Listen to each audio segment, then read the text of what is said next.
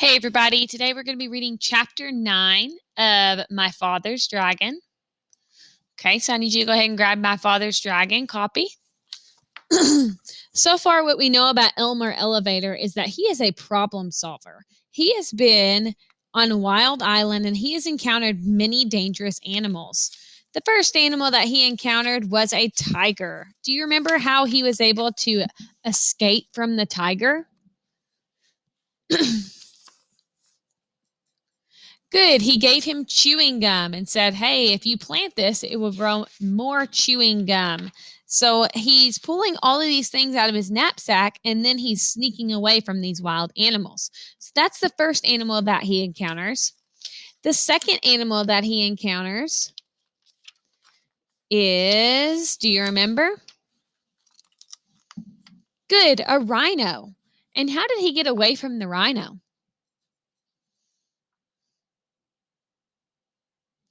Good job. He gave him toothpaste and a toothbrush because the rhino's problem was that his horn was too yellow. So he said, I've got just the thing before you eat me. And he gives him a toothbrush and toothpaste. And then he sneaks away from him as he's busy brushing his horn.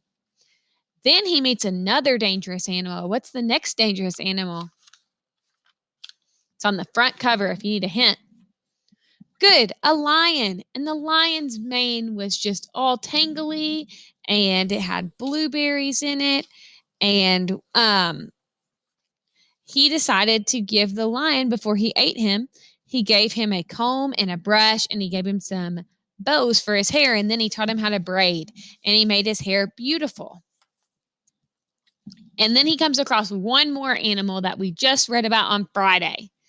Chapter 8 says, my father meets a... Very good. A gorilla. And what was the gorilla's problem? He had too many fleas. Okay, so what does Elmer Elevator pull out of his backpack for the gorilla? Good. He had 6 magnifying glasses so that he's able to find all of his fleas, and all the monkeys look for all his fleas. Now we're on chapter 9. Okay, we're really close to actually being done with this book. This week is our last week to read My Father's Dragon. So by Friday, you'll be done with it. So chapter 9, it says, my father makes a bridge. I was predicting that we meet another animal, but I guess that's not what it's going to be all about. Or maybe we do meet another animal. I don't know. We'll have to find out what chapter 9 is really all about. But I have a feeling we're getting close to where Elmer finally meets the dragon. Chapter 9. Following along with me as I read. My father makes a bridge. My father walked back and forth along the bank, trying to think of some way to cross the river. He found a high flagpole with a rope going over the other side. The rope went through a loop at the top of the pole and then down the pole and around a large crank. A sign on the crank says, to summon dragon, yank the crank, report disorderly conduct to gorilla. From what the cat had told my father, he knew that the other end of the rope was tied around the dragon's neck. And he felt sorrier than ever for the poor dragon. If he were on this side, the gorilla would twist his wing until it hurt so much that he'd have to fly to the other side. If he were on the other side, the gorilla would crank the rope until the dragon would either choke to death or fly back to the side. What a life for a baby dragon. My father knew that if he called the dragon to come across the river, the gorilla would surely hear him. So he thought about climbing the pole and going across the rope.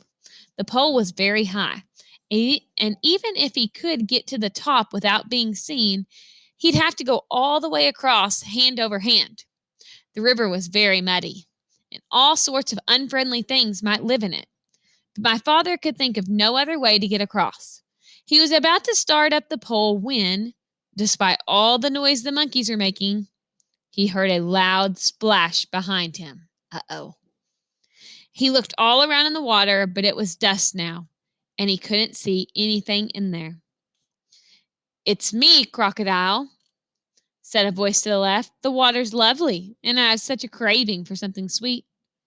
Won't you come in for a swim?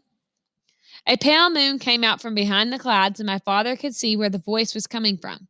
The crocodile's head was just peeping out of the water. Oh, no, thank you, said my father. I never swim after sundown, but I do have something sweet to offer you. Perhaps you'd like a lollipop, or perhaps you have friends who would like lollipops too." "Lollipops," said the crocodile. "Wow, that is a treat. How about it, boys?" A whole choir of voices shouted, "Hooray, lollipops!" And my father counted as many as 17 crocodiles with their heads just peeping out of the water. "That's fine," said my father as he got out the 24 pink lollipops and the rubber bands. "I'll stick one here in the bank. Lollipops last longer if you keep them out of the water, you know. Now, one of you can have this one." The crocodile who had first spoken swam up and tasted it. "Delicious, mighty delicious," he said.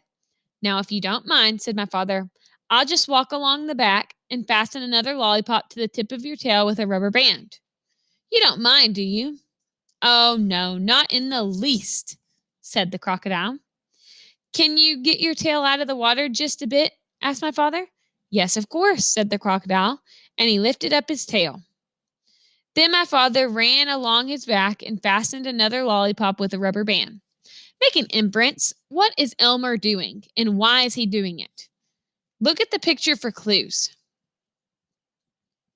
Think about what he wants. Before he met the crocodile, what was he wanting to do? Okay, now that we got a little bit of schema going, let's see if we're right.